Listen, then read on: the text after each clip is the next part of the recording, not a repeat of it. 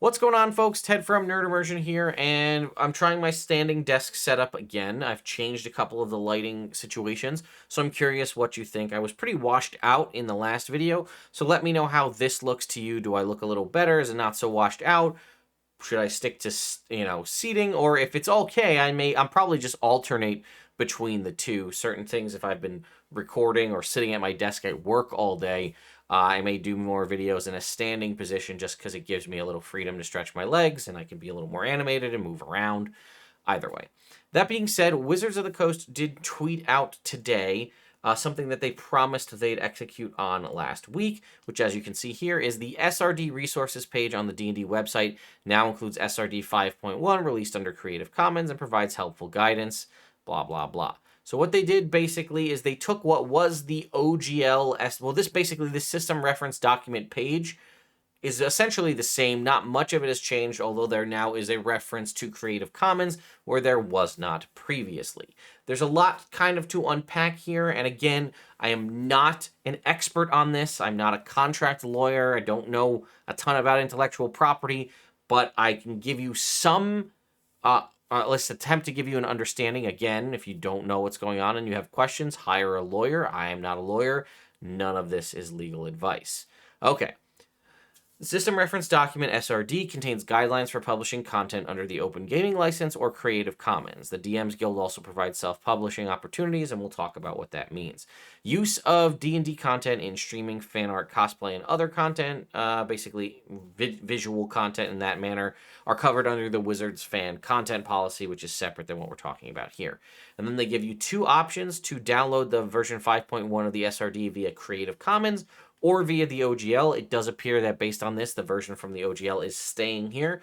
That is not 100% confirmed, although it does seem to be from the sentiments that we've received in the statements. That being said, if you have the opportunity to publish under the OGL or the Creative Commons license, I'm going to reference you to using the Creative Commons license and the video that I recorded with Noah talking about it, because you actually have more freedoms and liberty to use the content in different ways via the Creative Commons license than you do under the OGL, which can be slightly more restrictive. So essentially, anything contained within the Creative Commons license, you can use it in any way possible as long as you kind of use the attribution that's at the start and you include that in whatever you're publishing. I will also stand by a couple of things that I've seen echoed, and again, I'm not the expert on this. Please stop asking me specific based questions, but I'm going to give you a general overview here. If you want to create content on the internet and release it for free, this doesn't apply to you.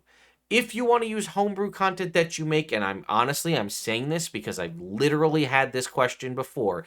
If you want to make your own homebrew content and use it at your table, you don't need to abide by the OGL or the SRD in any way, all right? You can do whatever you want at your table. No one can control that except for you or whoever the DM is, okay? I want to point that out. If you want to put out content on your Twitter where you kind of go into something like GM Binder or some other service that allows you to make the content look a certain way, or you just want to release it in a Word document, maybe with a template of a different background, or whatever you want to do. You want to put that out there on the internet for free, and your goal is to never make money on it in any capacity, even something like releasing it on a Patreon, all right? You can just do that. No one can stop you from doing that. You don't have to sign any licenses, which is good, because with the OGL 1.1 that was originally coming, you would have had to do that. But no, you can currently do that with no issue. Now, if you're looking to capitalize and monetize that content in some form, whether that be selling it on your own personal website, offering it for sale, getting it printed and putting it up on Amazon, even selling a PDF of it via Amazon or some other service like that, now you need to abide by the license here. Again, I'm going to recommend you use Creative Commons, and then anything that's contained within the SRD 5.1, you can use in any way you see fit. Now, several people have said, oh, did they add more stuff to it? No.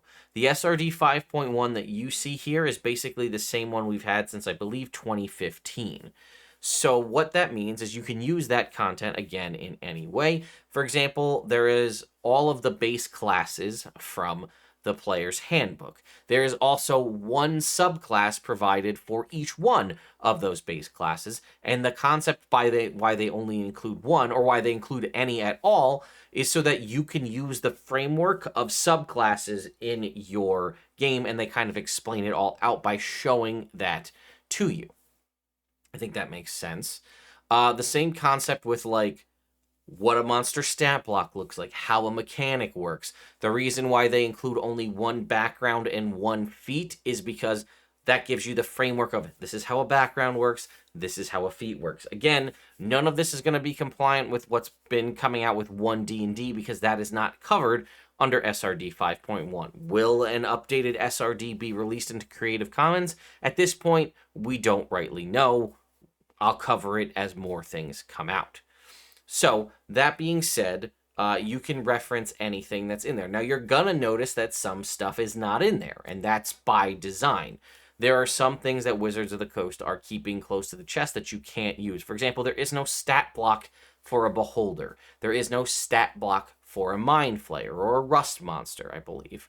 So, you cannot use those creatures and replicate their stat block in its entirety in your own works. Now, you may be saying, well, why do I even need to do that? Well, let's say you're making an adventure, and in the back of your adventure book, you want to have a bestiary that includes your custom monsters that you've made, but rather than having your players or whoever's reading this book that you've created go and have to reference the monster manual separately, you're just like, you know what, we only have a couple of the creatures from the monster manual in here anyway. Maybe we have a red dragon and an orc or something, an orc chieftain, I don't know, whatever.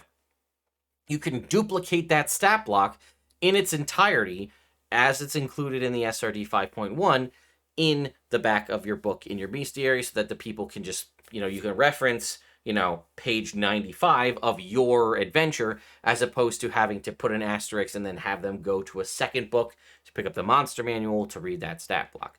I think that makes sense, and I hope it does. Same concept with magic items. We've seen this even from Wizards of the Coast, right? They have a bunch of the magic items printed in the Dungeon Master's Guide.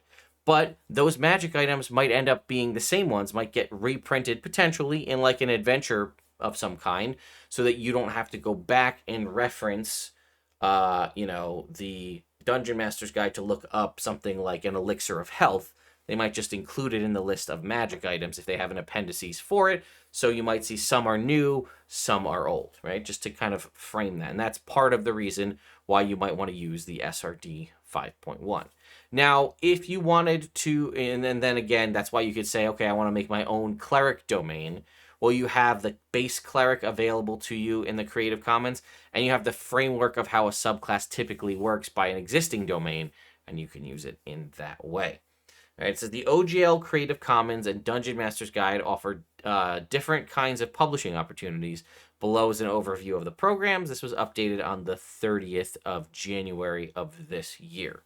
So, if you're wondering whether you can do a certain thing, and I covered this in detail, I think a while ago, with Lisa Penrose. She came on the channel, or they came on the channel a while ago, when they were working for the DMs Guild, and we kind of broke this down and explained it to everybody. But I'll do it again, because I feel like it's pretty self-explanatory. If it has an X, it means you can do it. If it has a dash, it means you can't. All right. I want to design content using the 5th edition rules. You can do that under the OGL and Creative Commons or the DMs Guild. No problems there. I want to publish my original campaign world using 5th edition rules. You, whoever out there has a campaign world that you've designed and you want to publish it somewhere and then again make money on it. That is for the OGL/Creative Commons. I want to publish content using the Forgotten Realms. You don't own the Forgotten Realms. Wizards of the Coast owns the Forgotten Realms. If you want to do that, you have to go to the DMs Guild. Now, fair warning, there are things, positives and negatives to posting on the DMs Guild. One, you are able to access essentially the entirety of all of the 5th edition properties. You can reference newer subclasses. You could reference something like the Artificer. You can reference new magic items. You can add new spells. Like, say you wanted to make a cleric domain, like I said earlier, but you wanted to include as part of the domain spells for that cleric spells that came out in Xanathar's Guide or spells that came out in Tasha's Cauldron. Well, you can't, because the SRD 5.1 only contains spells from the player's handbook, and it doesn't even contain the entirety of that list. There are some staple spells, like Hex, for example, are not included in the SRD 5.1. So that being said, you can't use those spells in your cleric domain that you're selling somewhere on the internet. You can't have Hex listed. Now, you could get into legal semantics about nominal use for naming, and that's not my area of expertise. I'm going to just tell you, you're probably better safe than sorry. Don't reference a spell that's not in the SRD. Now, obviously, you can make up your own spells and put them on the domain list if you want. Or you can make up your whole entire base level 1 to 20 class. But if you're going, like I've done that, I have a Necromancer class that someday I promise I'm going to release. But I had to come up with the list of spells, right? Because it's a brand new class. What spells, what's its spell list look like? And I'm limited by only using things that are contained within the SRD 5.1. Unless I publish it on the DM's Guild, and we'll get into that, okay? I want to print and sell my 5th edition product on my own. That is for the OGL and Creative Commons license. I want to sell my product in the D&D online marketplace. Now, again, this is the Wizards of the Coast using, throwing their weight around a little bit, but it is the largest online marketplace for Dungeons and Dragons content, so that's the DM's Guild. I want my content rated by the largest network of D&D players. Again, them throwing their weight around, but it's not a false statement. Your products can be rated, and one of the largest areas for products to be rated would be something like the DM's Guild. Now, I could say that also take that with a huge grain of salt, because look at the number of platinum or adamantine bestsellers on the DM's Guild, and then also correlate it to how many reviews or they even have. The amount of DM's Guild products that I've reviewed in the past that are gold bestsellers and sometimes even have 0 reviews of any kind. I don't even mean like a written review. Sometimes they have 0 stars, as in nobody literally took the time to click 3, 4, 5, however many stars. So again, yes, in theory, it will be rated by the largest network of D&D players, but there's no guarantee they'll actually do that. I'll also use this as an opportunity to say, if you do enjoy a product or do think a product could use some work, please consider rating those DM's Guild products. You're going to help the creator, but also fellow people out there looking to purchase it. I want my content considered for additional publication by Wizards. We'll get into what that means right here. I want my content considered for inclusion in Wizards digital games. Again, here. I want my content considered for inclusion in Wizards marketing. Again, that's all the DM's Guild. Now, as I was saying, that example where I told you I built my own Necromancer. So again, if I wanted my Necromancer to have access to the Hex spell, I couldn't do that and sell it on my own. I couldn't use Dance Macabre, one of the new spells that's perfect for a Necromancer that came to us in Xanathar's Guide, where you basically can raise a whole bunch of undead for a time being to make a quick attack, and then they all drop down dead. That's the perfect thing, and I would love to include it on my Necromancer. However, if I want to sell that on my own, I cannot do that. The only way I could do that is if I put it out on the DM's Guild. And there again are, as I said, positives and negatives to that. For example, you lose 50% of the profit of whatever you make right off the top. Now, 100% of that doesn't go to Wizards of the Coast. Of that 50%, I think 20% goes to Wizards, and 30% goes, I believe, to One Bookshelf or Drive-Thru RPG, whoever it is, the parent company that runs the DM's Guild. So whatever you make, Wizards of the Coast and like Drive-Thru RPG / One Bookshelf, they're going to take, 50 cents for every dollar you make. Again, it's 20 and 30 cents, however it breaks down. But either way, you're going to lose out on some of that profit. Whereas if you were to publish this on your own, you would be limited to what you could publish and how you could do it. But you would also have 100% of the profits. Something to consider. Now, again, everybody kind of gets their piece of the pie. If you publish this on your own PDF selling website, you might have a fee there. If you publish it on Patreon, Patreon takes a portion. Oh, you get my point. But that being said, if I wanted my Necromancer to have Hex as an option, and Dance Macabre or whatever cool undead themed spells that have come out since what's contained in the SRD 5.1, I could do all of that by publishing it on the DM's Guild. Just like if I wanted to make new subclasses for the 5th edition Artificer, I could do that via the DM's Guild. I could publish things within the Forgotten Realms. I could publish things within, I believe, Eberron, Dragonlance, and I think even like Barovia via Curse of Strahd.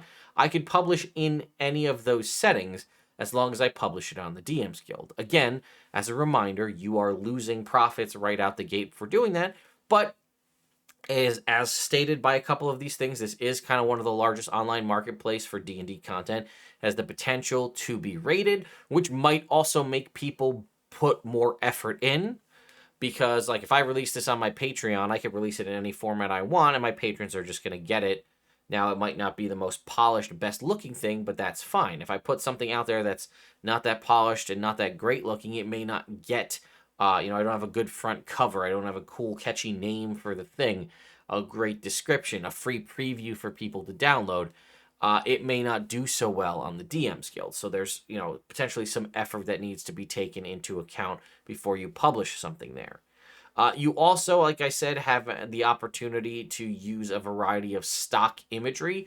I believe a lot of that stock imagery is D&D 3.5 like artwork. So, for example, if it was like an Ankeg, let's say an Ankeg's in the SRD 5.1, I don't know if it is, but they might have D&D 3.5 art of an Ankeg that you can use in your adventure if you want to, whether you want to use it to cover where the stat block is reprinted or just as like a piece of splash art on a page to spice things up.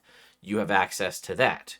Now, these last couple of things here, I want my content considered for additional publication by Wizards. I want my content considered for inclusion in Wizards digital games. I want my content considered for inclusion in Wizards marketing. Now, in theory, all of that is true. Whether or not your content, I believe, and I'm not 100% sure with this, there is some precedent for this, or there was some precedent for this. If you recall, a couple years ago, there was a concept called the DM's Guild Adepts. It is still referenced. It is still a searchable feature on the DM's Guild. And this was a concept of people that had put out content on the DM's Guild, and it had done so well, and it had become so popular. And honestly, a lot of the folks that were DM's Guild Adepts are also still very popular, very prominent TTRPG creators, right? I believe Justice Armin, who now works for Wizards, was part of that group. James Intricasso, who now works for MCDM. Celeste Konowich, who now works for Cobalt Press. A handful of folks were DM's Guild adepts, and then it led to them getting, that one that was kind of like a title that you could associate yourself with. And then it kind of allowed them to leverage themselves into better positions at other companies and things like that. And it also just came with like sort of a badge of honor of like, hey, I am this, so I've kind of been vetted and called out by Wizards as somebody who puts out higher quality stuff, or at least the quality of which they want to allow me to use this title for myself. Now, that tag, that initiative, shut down with zero fanfare a couple of years ago, and they've never really explained to us why that was shut down and if it will ever come back. So in that aspect, I'm going to say I don't know how much situations of I want my content considered for additional publication by Wizards. I don't know if that's the thing. Again, it would also be the same thing with inclusion, right? They could have said something like, hey, check out this new DM's Guild product. Now, they were doing a little push on the DM's Guild marketing for a little while where people would call out something that they thought was really cool, and then they'd say, hey, check out this thing on the DM's Guild, and that could possibly drive some of your stuff up. And then again, I'm not really sure for inclusion in Wizards digital games. I guess could this mean like if you came up with a really badass spell with a really cool concept for an effect or a really sweet magic item, and they were making a new D&D video game, could they use your content in the game? And the answer to that is yes, because part of the thing you do when you publish on the DM's Guild is you essentially give away all the rights to the content you put out on the DM's Guild. you are basically giving that away as part of the thing you sign up for when you're going to publish there. You're essentially giving that to Wizards of the Coast. And now they have the license to that product. They can use it again in any way they see fit, and they don't have to credit you. Will they? Maybe, but that's not a guarantee. That's a reason why, for example, I haven't released my Necromancer class. I was actually going to put it out on the DM's Guild, but then I realized that I lose the rights to my class. So yes, would it be nice to have those extra spell access and magic items and things like that? Sure. I'd love to have that. But if I release it on the DM's Guild, it's no longer my product, and Wizards of the Coast could just use it if they wanted. But if I wanted to, say, design a 5th edition Artificer subclass, that, the only way I could do that as it stands currently would be to put it out on the DM's Guild, so maybe I would do something like that. Okay. I'm sorry if I beat a dead horse on that one, but I hope that made sense. Now, SRD 5.1 Creative Commons update. The full contents of the SRD 5.1 are now released under the both the terms of the OGL 1.0a and the Creative Commons Attribution 4.0. This means the following. You may choose which license to publish your SRD 5.1 content under. Content you publish under OGL 1.0a must use its attribution terms as specified in the license. Content you publish under the Creative Commons must use its attribution. What this means is essentially the statement in it that says I'm using this content. So, for example, for the OGL 1.0a, it's like a 2-page thing. You've probably seen it in a bunch of stuff, and it just is like you have to add that somewhere in your document. For the Creative Commons, this is another thing. The Creative Commons attribution is significantly shorter. It's this right here, right? This work includes material taken from the system reference document SRD 5.1 by Wizards of the Coast and available here. The SRD 5.1 is licensed under the Creative Commons. So that's basically you include this somewhere in your document and you are now code compliant by the Creative Commons license. I would also make sure that you only include this, because if you were to just grab all of this and dump this into your document, by adding in this first 2 sentences, potentially by accident, you now give anybody out there the freedom to use your content in any way. Because it says right here, this provided to you free of charge. You are free to use this content in any manner. You're better off just sticking with the sample attribution that they have right here. Pretty simplistic, a small little section. You can go ahead and do that. If you wanted to use the attribution from the OGL 1.0a, you would take these first 2 pages, this one here and this one here, and you would have to include those in your document. So that being said, you actually include significantly less and possibly could save yourself on page count by using Creative Commons. Let's go ahead and scroll down to the SRD FAQ. Why does the SRD only have 1 background and 1 feat? I did not realize this was here. I feel like an idiot for stating it earlier. Why do the PC races not include all of the sub-races? The goal of this SRD is to allow users to create new content, not to replicate the text of the whole game. We encourage players, DMs, and publishers to come up with their own backgrounds and feats. Why is the SRD missing some spells, magic items, and monsters? In general, the criteria for what went into the SRD is if it was 1 in the 3rd edition SRD, has an equivalent in 5th edition D&D, and is vital to how a class, magic item, or monster works. For example, the 3E SRD has the delay poison spell, but in the 5th edition, that's handled by the protection from poison spell, so protection from poison is in the SRD. Why do bookmarks not have spaces in them? The SRD is built in Microsoft Word and converted to a PDF. The bookmarks are created in Word and translated into the PDF, which means we don't have to manually add all the bookmarks into the PDF every time. Word's bookmark function does not allow spaces, so the bookmarks in the PDFs don't have spaces. Will more content be added to the SRD? The full 5th edition game and its expansions are available for use via the DM's Guild. This is what we were talking about before. New material will be added to the SRD if it's necessary to keep this document and its contents compatible with the latest D&D rules. So that is something. Now, again, we know that 1 D&D is going to have some slight differences. Could they update? I guess, honestly, if you're worried about creating for 1 D&D next year when it fully releases, the best thing they could do for everybody and to continue to build good faith would be to take the base 1 D&D rules, the base subclass, the base classes and a subclass, and then update the SRD 5.1 to call it SRD 5.2 or SRD 5.5 or SRD 6.0, and then just update that information and then include that in the same situation that it would be covered under the Creative Commons license. I don't believe that will be what happens, but you know what? I didn't think they'd release the entirety of the 5.1 into the Creative Commons license either, so I don't really know at this point. The other thing you need to consider is if they updated the SRD 5.1 to say be the SRD 6.0, is that a process where it overrides what was there? I don't believe so. I think you'd technically be able to have both.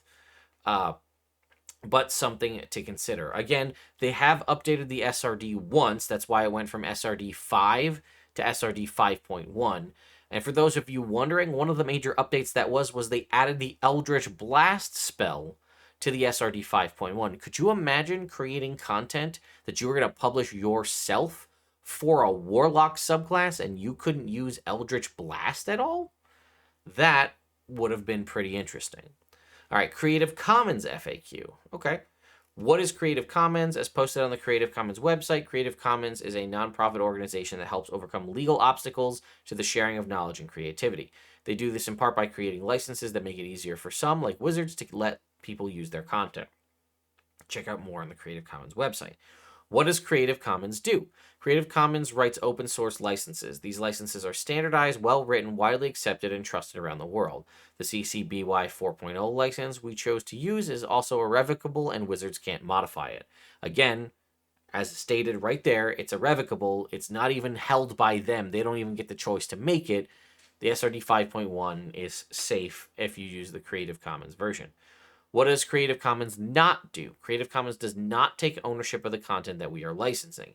They do not take ownership in the content you create either. They do not administer the license. They do not have an active role in the process. If Creative Commons doesn't administer the license, who does? Nobody. There is no need for anyone to have active involvement. Once we made the SRD 5.1 available under a Creative Commons license, the process is complete. There is nothing left to administer. Licensed content is irrevocably available for the world to use. We still own the content we put into SRD 5.1, but anyone at any time can use the content we make available under a Creative Commons license as long as their use follows the rules that Creative Commons spelled out in the license itself. What exactly is CC BY 4.0? Creative Commons has a wide range of licenses to choose from. CC BY 4.0 is the specific license we selected. We picked 4.0 because it is the one that places the fewest restrictions on how third-party creators can use our content. The only requirement is that you must provide attribution, which was that one little kind of paragraph that I showed you. As long as they do that, they can use the content commercially, and they can make new works based on the OGL. How is it different from the OGL?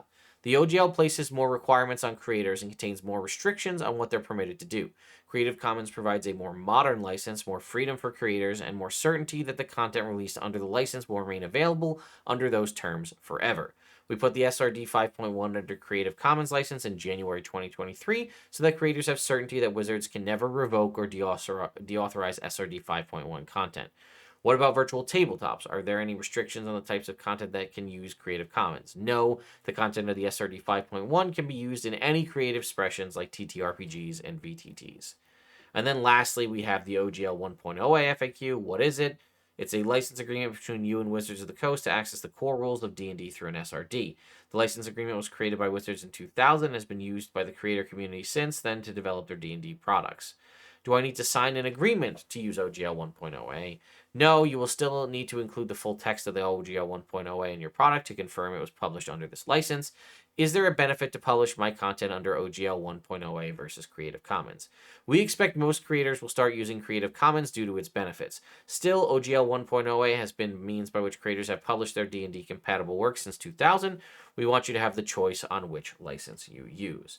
So yeah, that being said, it does appear that in that instance, at least from what we see here, OGL 1.0A is not going anywhere. It is staying. However, Creative Commons, again, seems like the better bet. I can't seem to think in my mind, again, not a lawyer, but why you would still continue to use OGL 1.0A, with the exception of if you already published stuff under OGL 1.0A and you're still sending things to print and they have that printed in it, then yeah, you would use the OGL 1.0A because you published these things. For example, the current run of Pathfinder 2E uses the OGL 1.0A. Certain books for people that have kickstarted over the past couple of years, likely when they arrive, they will have the OGL 1.0A in them because that's what happened. That's why I would see that continuing. And then again, I believe their concept of just leaving it alone um, also allows you the freedom to just continue to publish under it. Another thing to consider is that the SRD 5.1 is available in the Creative Commons license. That has nothing to do with the SRD 3E. The third edition SRD was published under the OGL 1. Either 1.0 or 1.0A. I forget if what the name was. Either way, if you want to continue to create content using the third edition SRD, you have to use the OGL 1.0A, as that's the only license currently available for it.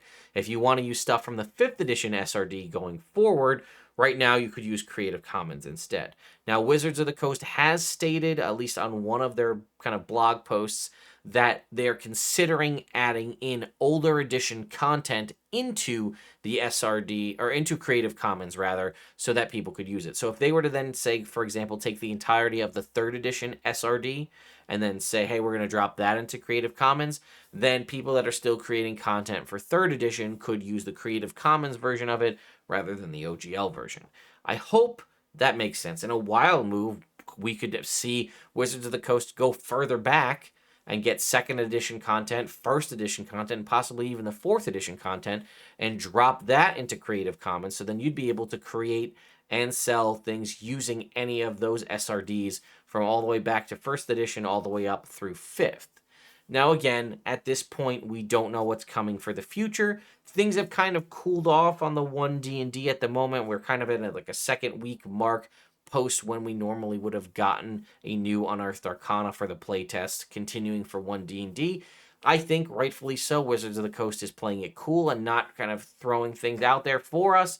They're kind of letting things breathe a little bit, enjoy the victory that we have of the Creative Commons license, and then maybe in February, which I guess is technically as of right now, maybe they look at it, maybe the 2nd week in February, they think about publishing the new playtest. Because as far as we know, and this may have changed, but we haven't heard anything, the timeline of 1D&D launching in 2024 is still set to happen regardless of everything that just went down with the OGL. Now, perhaps that's changed and they're going to stave things off or adjust timing. Maybe it was going to come out in February of 2024. Now it's going to come out in December. We don't know. Again, maybe I can get some of these answers. I'm going to make either a separate video or a community post about it. I'm in the process of talking with Wizards of the Coast to have an interview with Kyle Brink. He's the executive producer of D&D. He's the one who's been putting out all the kind of the person penning the statements and the apologies and things we've seen. I've basically been given the opportunity to take an hour and interview him and then ask him essentially whatever I want. Again, there may be things I'm not able to get an answer on because either he doesn't know or they're just not something they can comment on at the time. But rest assured, I am taking a lot of efforts to make sure what I say is vetted and is getting the point across. But I also want to make sure I give all of you the opportunity to provide, ask questions so that your voice can be heard. And I'll try to distill down everything. So I'll just wait. I'll put out a community post on YouTube here, and then everybody can comment on that. And then we'll see what comes up from there. So anyway, folks, thank you all so much for watching, and I'll see you next time.